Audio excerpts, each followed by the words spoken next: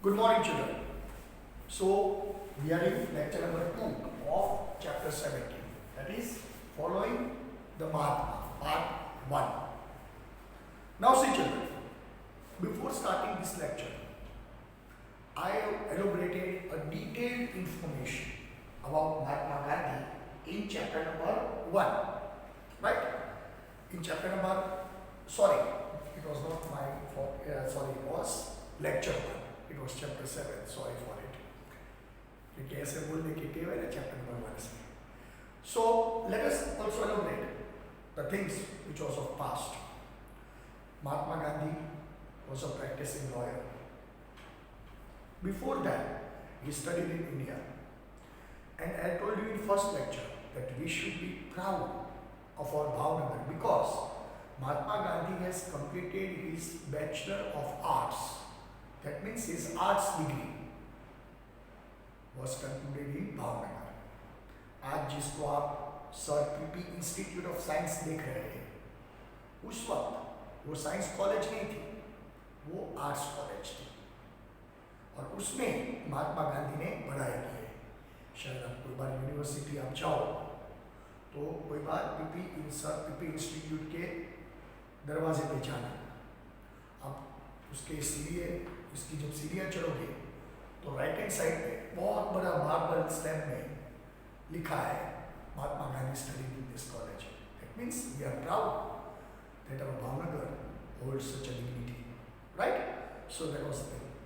Then he went to Mumbai, right? Because at that time there was no existence of Maharashtra and Gujarat. There was only Mumbai and all these things. Then he went there. During his stay in Mumbai, he made Srimad Rajchandracharya as his mentor, his spiritual mentor. He was influenced by his thoughts. And according to him, he used to study Bhagavad Gita and all these religious scriptures. That means it is written in his book rather, that he was not satisfied with the practice of law. Because in law, there is something to be done wrong. Right? Because see, every lawyer is very, you can say very loyal to his profession. And sometimes when the client comes, even judge knows, lawyer knows, we knows, this is wrong. But it is a moral duty, it is a prime duty of a lawyer to defend his client. हम ऐसे court में ऐसे देखते हैं, कोई भी गुनाह होता है तो जो आरोपी होता है उसको जैसे पूछते हैं कि आपने ये किया है, तो वो मना ही करता है कि भाई मैंने तो ये नहीं किया है, फिर उस पर मुकदमा चलता है. And lawyer is to defend. It is his job. From our angle we say that this is right, this is wrong, but from his angle it is his profession. जैसे डॉक्टर का प्रोफेशन है, lawyer का profession. तो इसमें क्या है, कई बार झूठ सच होता था, तो महात्मा गांधी को ऐसा लगता था कि यार ये गलत, लेकिन he tried to put the practice of truth. He tried to put the principles of truth in his case for his clients. And because of this, he was sent by a very big firm of that time. That firm belonged to Jamnagar Marka, उसका बहुत बड़ा नाम था. आज भी वो firm के नाम से कई सारी कंपनियां चल रही है, राइट? तो वो फर्म ने उसको अफ्रीका भेजा. अफ्रीका जाके ब्रिटिश शासन था उधर, ब्रिटिश अदालत थी, ब्रिटिश कानून था, उसके सामने जो केसेस थे, ऐसे कुछ लीगल मैटर्स होते थे, वो लड़ते थे. And he earned a very good name and fame in Africa. But there he saw the practice of color war and racial discrimination. Asian लोग जो थे अफ्रीका में, उसको हम कलर बार में डिस्क्रिमिनेट करते थे, और उधर ब्लैक लोग जो थे उसको रेशियल डिस्क्रिमिनेशन का सहारा सहना पड़ता था. Because white supremacy, white people dominated that. तो ये सब हुआ, उसके खिलाफ उसने आवाज़ भी उठाई, उधर सत्याग्रह भी किया. राइट? पहले से गांधी जी ट्रूथ के साथ लड़ते थे, सत्याग्रह भी किया और आगे जाके वो बहुत बड़े उधर व्यक्ति बन गए। Apart from being a lawyer, he was one of the most respected personality of Asia. ऐसा बोला जाता है कि भाई उस वक्त जब एशियन कम्युनिटी का कोई भी लीगल मैटर था, एशियन कम्युनिटी को कोई दिक्कत होती थी, तो ये लोग महात्मा गांधी के पास आते थे and Mahatma Gandhi used to plead their cases. इतना बड़ा नाम था, राइट? इतनी इज्जत थी। तो ये सब बात फिर सबको मालूम है, घटना हुई when he was traveling by train. Though he was holding a first class ticket, but he was thrown away on the platform. His luggage was thrown. He was slapped. And this slap changed his entire destiny. उसका पूरा आत्मा अंदर से हिल गया कि ये क्या है, इतना मैं रिस्पेक्टेबल रॉयल हूँ, इतनी मेरी साउथ अफ्रीका में इज्जत है, लोग मुझको मान सम्मान देते हैं, फिर भी मेरे को ये सहना पड़ता है? ये क्या बात हुई? मेरे पास टिकट थी, मैं लीगली काम कर रहा था, तो भी एक गोरा आके उठाता है मेरे को, सामान फेंक देता है, स्लैब लगाता है, मेरे को धक्के लगाता है। ये क्या है? हम क्या कोई इंसान नहीं है? अगर बनाने वाला कोई भूल नहीं करता काले भोले में, तो हम कौन है? And he made up his mind, can fight against this injustice.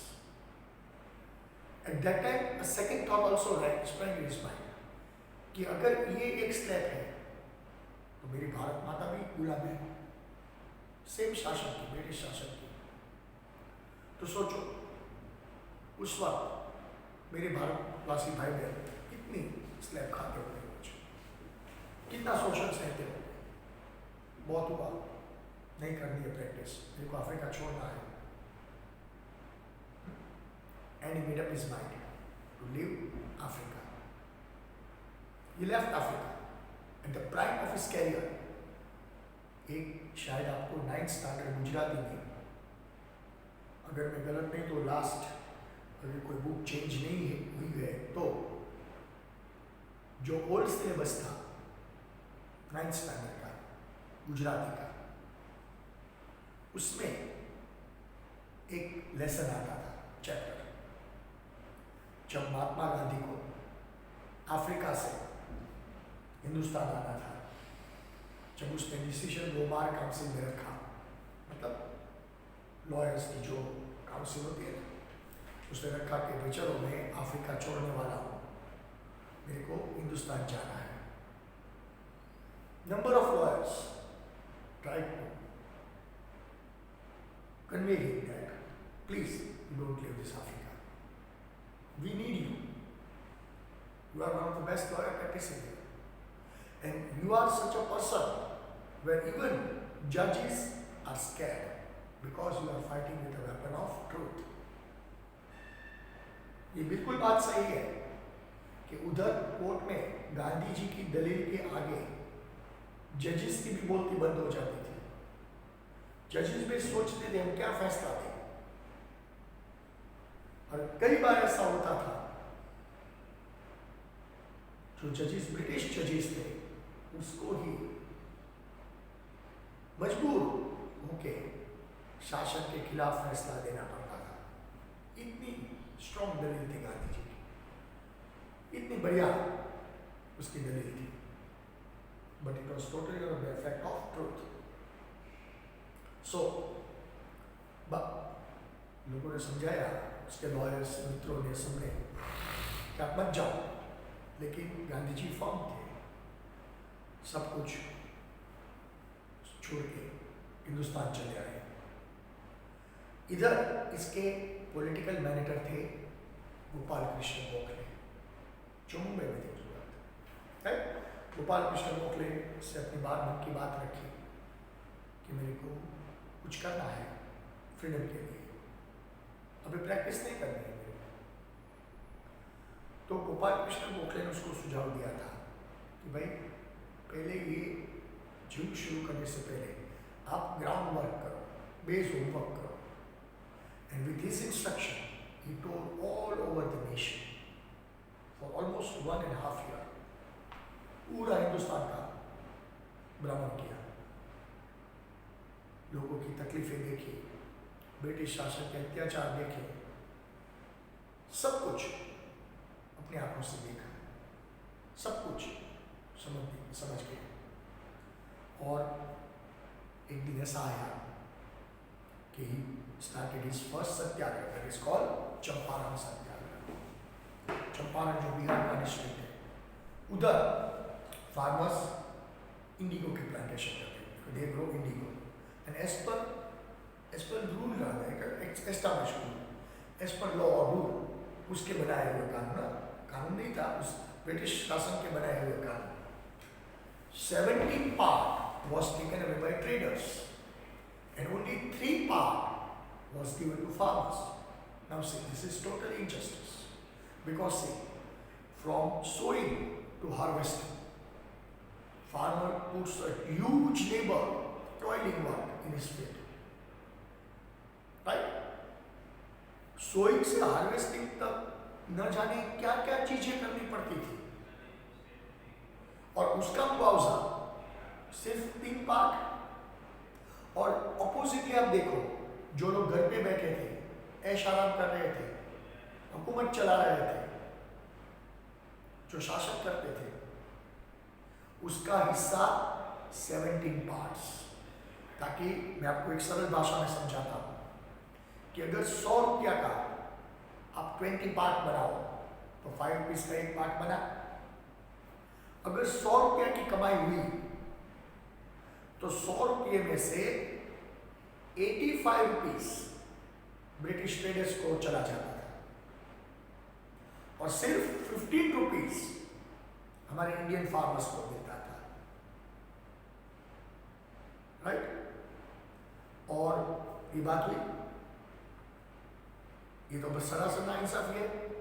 जो मेहनत करते हैं, काम करते हैं, दिन रात एक करते हैं, उसको सिर्फ 15 रुपये, और जो बैठ के शासन चलाते हैं उसको 85 rupees. Gandhi ji protested against this.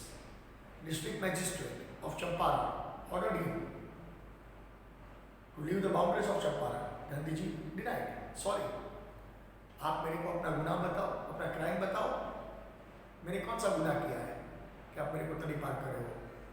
और ये मेरी मातृभूमि है, मेरी भारत माँ है. मैं as a citizen I can go anywhere, I have that right, because वो भी बड़े लॉयर थे, सब कायदे कानून जानते थे. हमको ऐसे वैसे तो इंसान नहीं थे. फिर भी शासन ने उसको उधर से निकाल दिया. तो जो नेबरहुड का गांव था मोतिहारी, उसमें रह के उसने सब फार्मर्स को इकट्ठा किया, अपने हक के लिए लड़ना सिखाया. And he took the leadership of Satyagraha. He will want to protest against this injustice done by Indigo traders in Champaran. Satyagraha started, and finally Gandhiji and his team, that is called farmers, were victorious. And this was the first victory which is inscribed in history as Champaran Satyagraha. ये मैंने आपको सब कुछ वापस क्यों बताया कि आपका लेक्चर नंबर 1 आपको रिवाइज हो जाए, क्योंकि हमारा लेसन क्या है? फॉलोइंग द महात्मा. महात्मा गांधी के जितने जीवन प्रसंग थे उसको हमको स्टडी करना है. हमको कोई पॉलिटिकल इवेंट, पॉलिटिकल स्ट्रगल नहीं स्टडी करनी है. गांधी जी ने क्या क्या किया था? जब वो हिंदुस्तान आए थे तब वो मोहनदास करमचंद गांधी थे, फिर वो गांधी जी बने, और बाद में वो महात्मा गांधी बने. तो ये सफर आसान तो नहीं था. तो कैसे ये ट्रांसफॉर्मेशन हुआ, कैसे कैसे वो आगे बढ़ते गए, कैसे कैसे एक के बाद एक ब्रिटिश को पराजय देते गए, लेकिन सच्चाई का साथ उसने कभी नहीं छोड़ा. उसके पास 2 ही वेपन थे, ट्रूथ एंड नॉन वायलेंस. उसका वेपन था ट्रूथ एंड नॉन वायलेंस, और यही वेपन से उसने हमको आज़ादी दिलवाई। आज भी हमारे दिल में वो अमर है। तो इसीलिए इसके बारे में तो आप जितना भी पढ़ो, जितना भी जानो, बिल्कुल कम ही रहता है। आया समझ में? So that was Mahatma Gandhi. सदियों में ऐसी विरल व्यक्ति, ऐसी महान विभूति एक ही बार हो सकती है। बार बार महात्मा गांधी पैदा नहीं होते भैया। आया समझ में? So that was the introduction of part 1. Now we'll switch over to part 2, that is called Kheda Satyagraha. Let me explain you. Kheda Satyagraha, Champaran Satyagraha करके वो वापस आ गए। Here in 1970 there was a great drought, दुष्काल in Kheda, rain failed. शुरू में बारिश आ गई थी, और as you know India is an agriculturist nation, खेती बाड़ी पे सब कुछ चलता है। तो शुरू में बारिश आ गई, वावनी हो गई, क्रॉप भी शायद बाहर आ गए होंगे, बड़े हो गए, लेकिन आगे जाके बारिश फेल हुई। And rain is irregular, you know, nature is totally irregular. Rain fail, तो जो क्रॉप हुए थे वो खत्म हो गए, डिस्ट्रॉय हो गए। But still British government asked the farmers to pay tax, लगान जिसे बोलते हैं। शायद आपने वो मूवी देखी होगी, लगान मूवी, बराबर है। Farmers were forced to pay tax. Farmers requested the system, right? Farmer requested the government that how can we pay tax because our crop is totally destroyed. This year crop has failed. How it is possible that we can pay taxes to?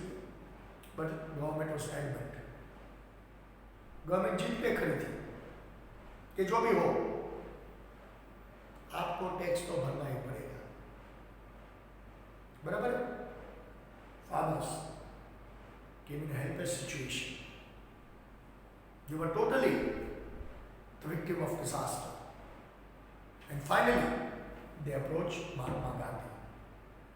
Gandhiji analyzed whole situation and made a petition on behalf of farmers. And this is injustice. Because see, what is the structure of taxation? What is the system of taxation? What is the meaning of taxation? First you understand. When you earn, some part is paid to government, which we call tax. And taxation structure is dependent on earning. मान लो कि इस साल मेरी कमाई ज़्यादा है तो मेरे को ज़्यादा टैक्स भरना पड़ेगा क्योंकि मेरी इतनी कमाई है। अगर अगले साल मेरी कमाई कम हुई तो सरकार मेरे को फोर्स नहीं कर सकती कि नहीं, पिछले साल आपने इतना टैक्स भरा था तो भले आपकी कमाई कम है तो भी आप इतना ही टैक्स भरो, तो मैं कम टैक्स भरूंगा। और मान लो कि उसके बाद के अगले साल मेरी कमाई कुछ नहीं है तो मैं टैक्स नहीं भरूंगा। बता दूंगा गवर्नमेंट को कि भाई इस साल मेरी कोई कमाई नहीं है, मैं टैक्स नहीं देने वाला हूँ, कहाँ से मैं टैक्स देता? That is the just system of taxation. Government can not force you कि भाई आपकी कमाई नहीं हुई है तो भी आप टैक्स भरो। फार्मर्स को मैंने रिक्वेस्ट किया, बहुत रिक्वेस्ट किया कि इस साल खेती चौपट हो गई है, कमाई का कुछ अंदाज नहीं है, तो हम टैक्स कहाँ से आपको पे करें? आप हमारी बात सुनो। How can we pay tax? लेकिन government was adamant.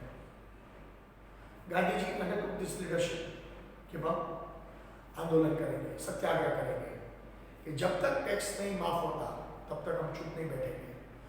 On the contrary, Gandhi ji also requested government before starting सत्याग्रह कि भाई अब छोटे जो फार्मर्स हैं, जो गरीब फार्मर्स हैं, उसको लगान में से, टैक्स में से आप माफ कर दो, क्योंकि इस साल बहुत कुदरत ने उसका नुकसान किया है। आप तो कम से कम थोड़ा सोचो, उसका क्या को नुकसान ज़्यादा कर रहे हो, आप तो सोचो,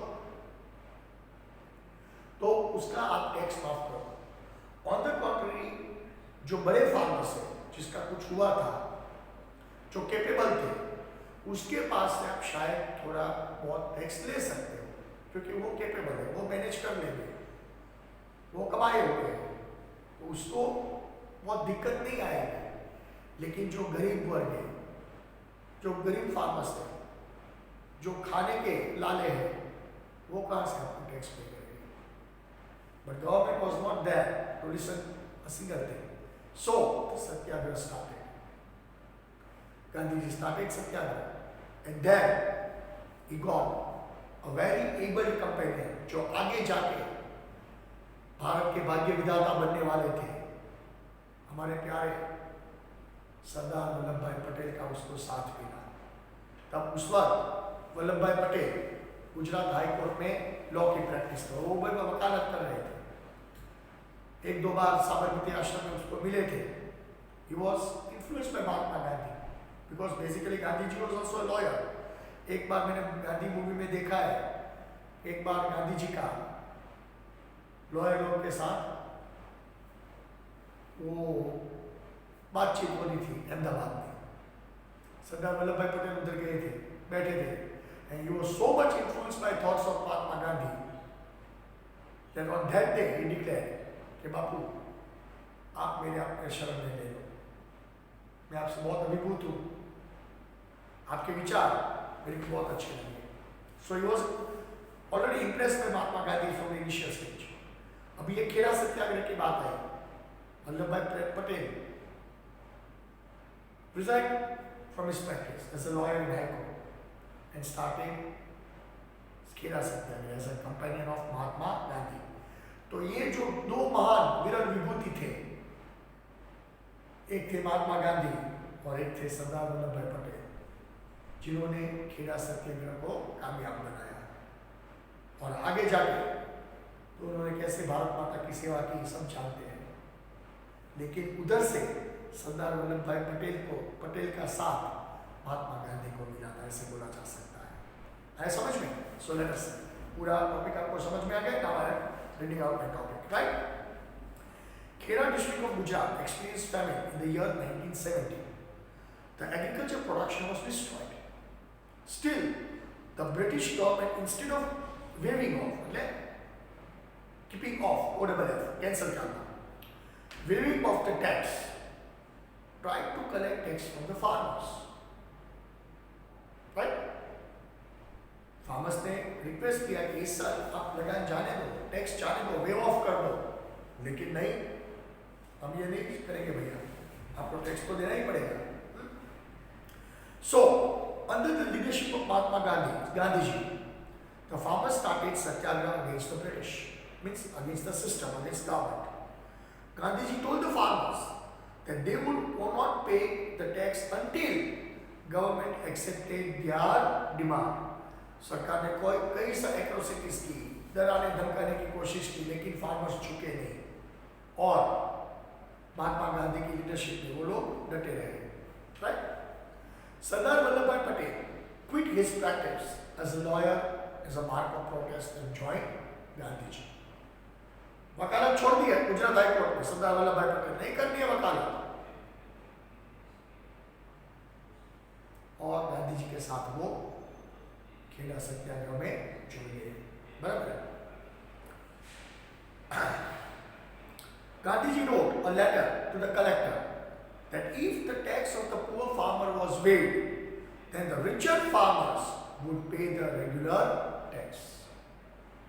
उन लोग को आप बख्श दो, रिच फार्मर्स जो कैपेबल फार्मर्स थे वो रेगुलर टैक्स देते हैं, वो मना नहीं है, लेकिन आप छोटे लोग को बख्श दो। At the end, the collector passed an order for the same in 1980 and the movement was successful. आंदोलन हुआ, सत्याग्रह हुआ, शासन ने ये बात मानने से पहले कई तरकीबें की कि कैसे सत्याग्रही को हैरेस किया जाए, तोड़ा जाए, फिर भी कुछ नहीं हुआ, लोग डटे रहे और finally collector has to pass the order that poor farmers' tax will be waived off this year and the richer farmers, capable farmers, will pay their tax. So this was the first victory of this new that is called Mahatma Gandhi and Sardar Vallabhbhai Patel. आया समझ में? The Khera Satyagraha did not get much result, but it became important because of the principles on the basis of which it was fought. वो सत्य की लड़ाई थी और सत्य हमेशा जीतता है और इसीलिए खेड़ा सत्याग्रह एक एपिक बन गया. Right? The farmers became aware, fearless and courageous. The most important outcome of the nation and Gandhiji got a devoted and a committed leader like Vallabhbhai Patel. ये पूरा समझ में आ गया बच्चों लोग आपको? पक्का? Now we'll switch over to other topic that is called Rowell Act, Black Act. Right? देखते हैं. अच्छा, उसके पहले मैं आपको बोल दूं Rowell Act क्या है. Actually, this act was passed in British Parliament after World War II. It was passed by Sir John Rowell. Gandhi ji की आहिस्ता आहिस्ता हिंदुस्तान में नामना भी बढ़ गई थी. And the freedom movement was growing stronger day by day. It was becoming stronger day by day. So government was scared कि भाई इसी तरह ये स्ट्रगल को उनको रोकना तो पड़ेगा, राइट? क्योंकि day by day freedom struggle is getting stronger and stronger. It is intensifying. So at any cost, it must be stopped. So a special act was passed in British Parliament. जो Britain के law minister थे, sir John Rowell. He passed an act, and as per this act, it gave immense power to the system, to the government. Immense power. कैसे? कि according to this act, government has a right to detain any person without any reason.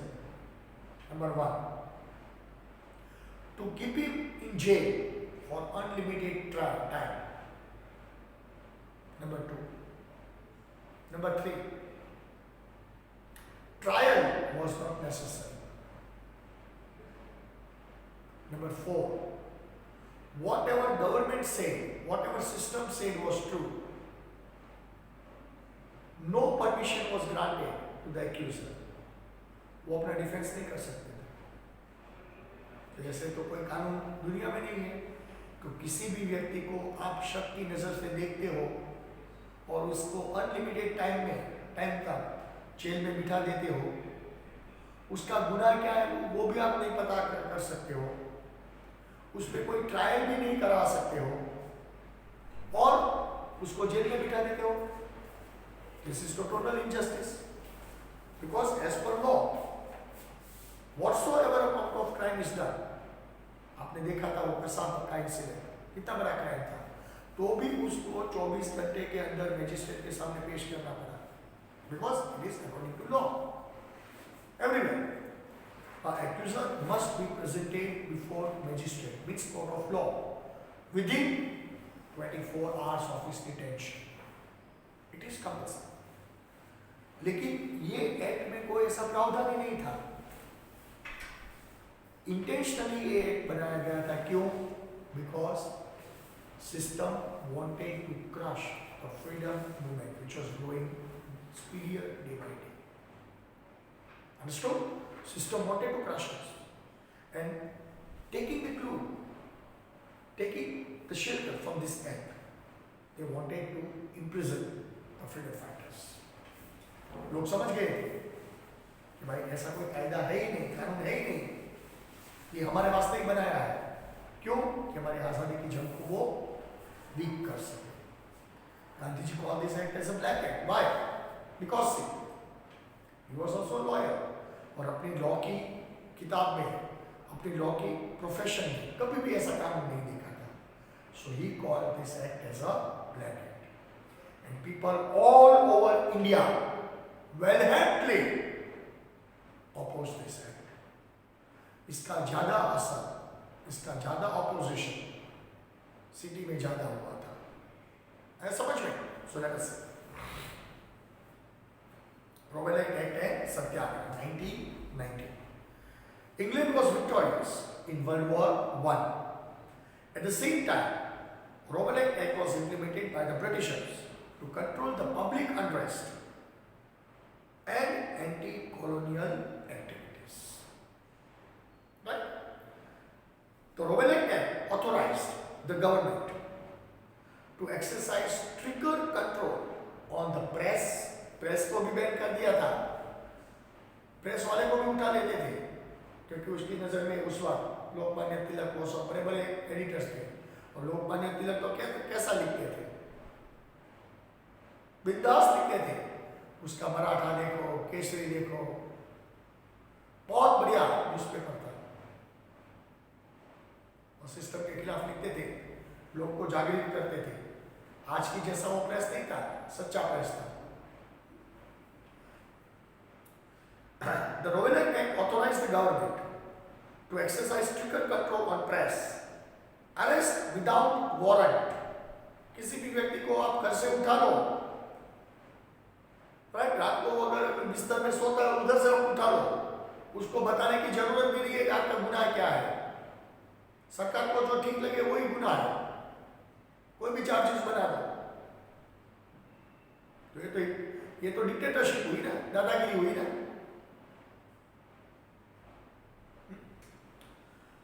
Indefinite detention in jail without trial, no trial, jail में डाल दो। The accused was denied, the accused were denied the right to know the accusers and the evidence used in the trial against them. जिसको detain किया है, जो accused है, उसको वो भी हक नहीं था कि मेरा गुनाह क्या है। कोई भी गुनहगार अपना गुनाह तो जान सकता है ना, वो हक भी छीना गया था। कोई भी गुनहगार को अपना गुनाह पूछने की भी मंजूरी नहीं थी और उसके खिलाफ सरकार कौन सी सबूत पेश करती है वो जानने की कोई मंजूरी नहीं थी। उसके खिलाफ बोलने की कोई मंजूरी, मतलब सरकार जो कुछ सबूत पेश करती है वो सही है ऐसे मान लेने का, ऐसा समझ में। सो this act was complete violation of fundamental rights and freedom of expression of speech. Gandhi ji protested against the act and called a Black Act. Remember? Why did Gandhi ji call this Black Act? Because of all these provisions which was put forth in this Robelet Act. The Robelet Satyagraha was the first struggle of entire nation against the British. But it was limited to the big cities only. Right? Rallies were organized and the strikes were called out to protest against this act throughout the country. Right? The British resorted to suppression and curb this movement. British अपनी औकात पे आ गई थी, हिंसा, firing, सब कुछ कर लिया था, लेकिन जो लोग चुप नहीं बैठे थे। और वैसे ही एक घटना जलियांवाला बाग में हुई। In order to protest against this unjust act, right? Amritsar में जो लोकल लीडर्स थे, डॉक्टर सत्यपाल किल्चू और डॉक्टर किल्चू दोनों को गिरफ्तार किया गया था इस एक्ट की वजह से, और लोगों ने उसके मांग में उसकी रिहाई के लिए रैली का आयोजन किया। उस वक्त बैसाखी का मौसम चल रहा था, हार्वेस्टिंग मौसम चल रहा था पंजाब में, harvesting of winter crop, right? Rabi crop का हार्वेस्टिंग हो गया था। तो अमृतसर में जो खुला मैदान है, मतलब चारों ओर से दीवार थी और बीच में वो मैदान था जिसको जलियांवाला बाग बोलते हैं। आप सबको मालूम है, फिर भी मैं आपको बताता हूँ। जलियांवाला बाग बोलते हैं। उधर एक मीटिंग का आयोजन किया गया बैसाखी के लिए 13 अप्रैल 1990, क्योंकि उस वक्त उस दिन शहीद दिवस भी था और अपने जो लोकल लीडर्स थे, जो लोग शहीद थे, डॉक्टर सत्यपाल और डॉक्टर किल्चू, उसकी रिहाई के लिए भी दूसरे लीडर्स उधर भाषण देने वाले थे, लोगों इकट्ठा हुए, ऑलमोस्ट 10,000 पीपल। उसमें बच्चे, बूढ़े, युवा, लेडीज, जेंट्स, सब थे, right.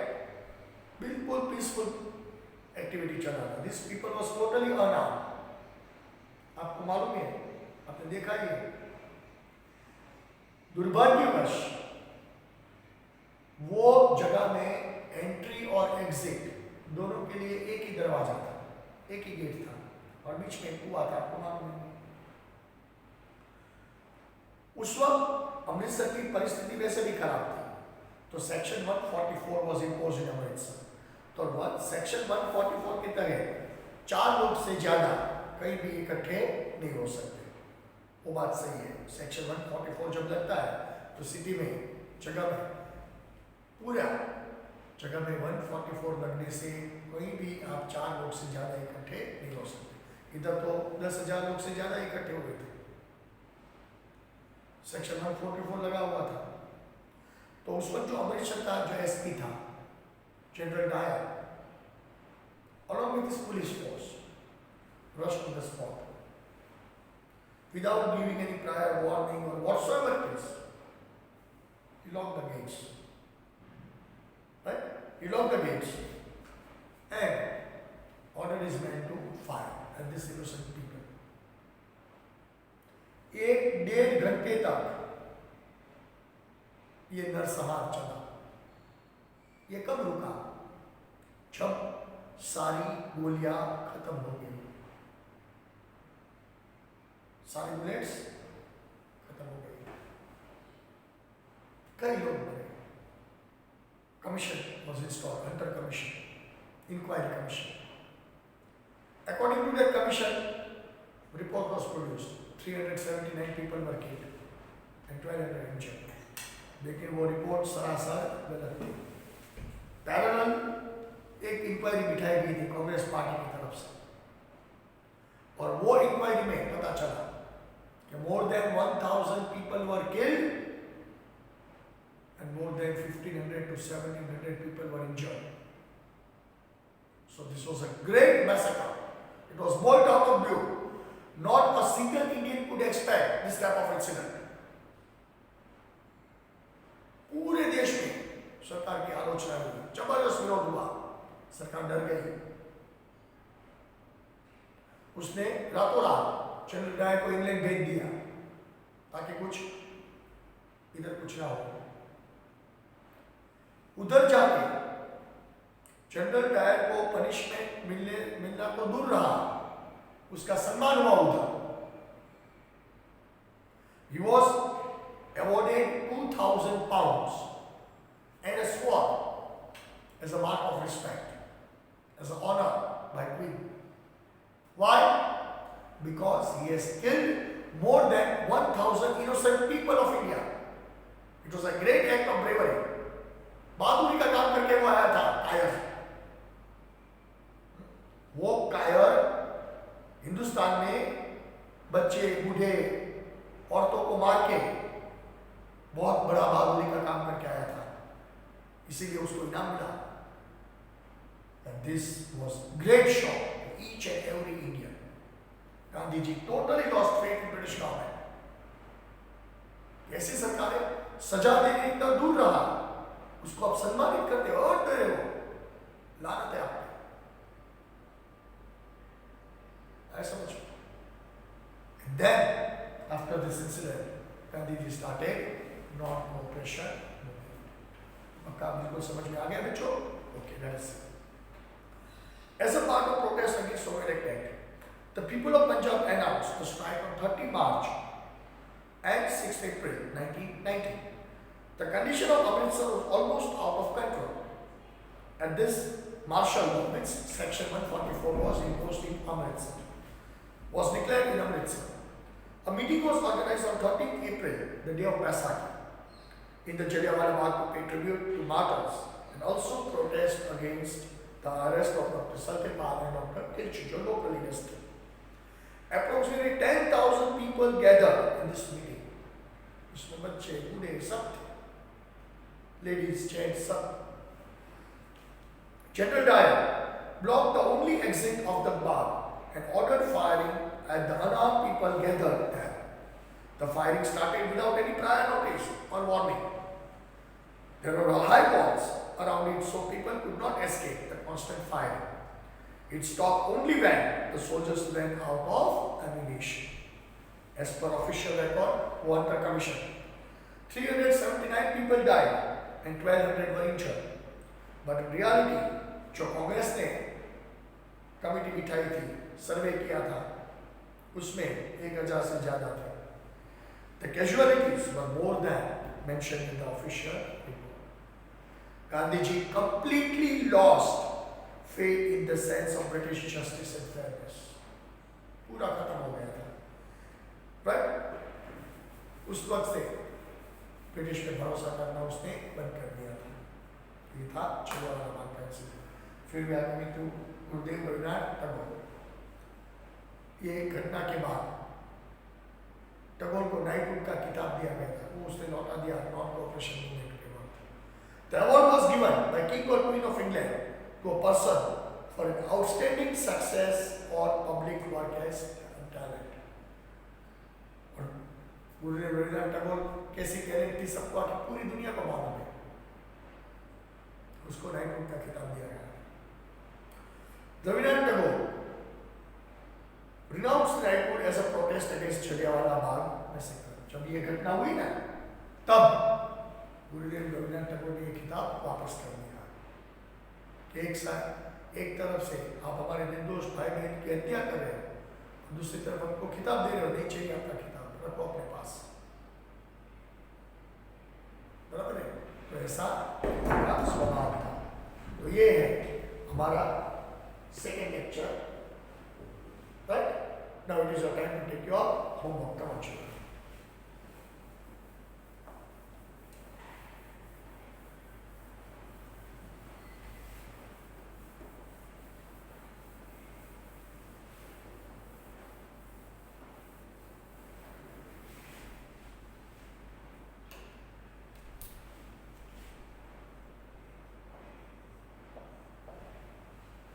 Write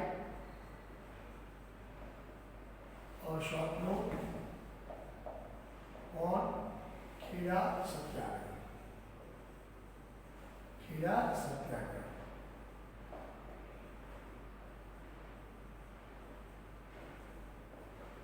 Right? Number 2. Write a detailed note.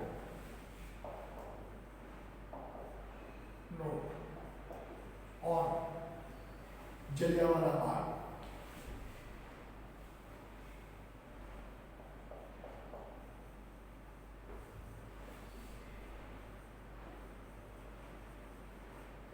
Right? So these are the 2 questions which you are supposed to practice for homework. You are supposed to send and doing homework. Write a short note on Kheda Satyagraha, and second, write a detailed note on Jallianwala Bagh. So with this, we are ending our second lecture. We will meet in third lecture. Till then, children, goodbye. Take care.